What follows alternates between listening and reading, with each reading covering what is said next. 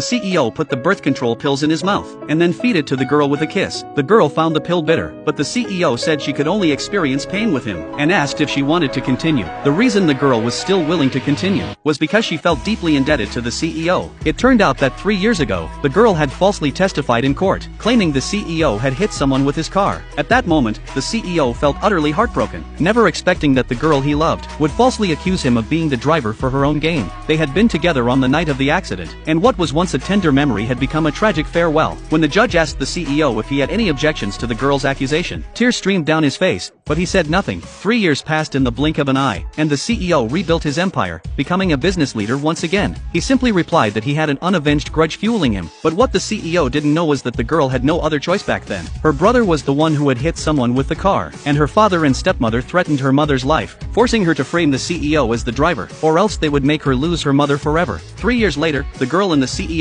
unexpectedly met again, but the love they once had was gone. The girl worked part-time at a bar to raise money for her daughter's medical bills, and the CEO happened to catch her there. Knowing she was allergic to cola, he pulled out a large amount of cash and forced her to drink it, offering her $10,000 for every glass she drank. Thinking of the money her daughter still needed for treatment, she drank glass after glass of cola, ignoring the allergic reaction that began to set in. The CEO's friends believed she had falsely accused him for money, and in anger, they threw a stack of bills at her, telling her to get lost. But the CEO stomped on the money with his foot, intending to humiliate her in front of everyone, because he had spent those 3 years in prison, barely surviving each day, all thanks to her. Yet even today's humiliation was far from enough to make up for it, and he vowed to settle the score with her later, before telling her to get out. After returning home, the girl immediately took allergy medication, but was deeply saddened by the CEO's recent humiliation. Suddenly, she heard her daughter's cry. Her daughter said she was in pain all over, and the girl quickly picked her up and rushed to the hospital, but no driver was willing to take her there. Just then, the CEO's car drove by. The driver saw the mother and daughter seeking help, and asked the CEO if they should give them a ride, but the CEO refused, because his 3 years in prison had left him devoid of compassion.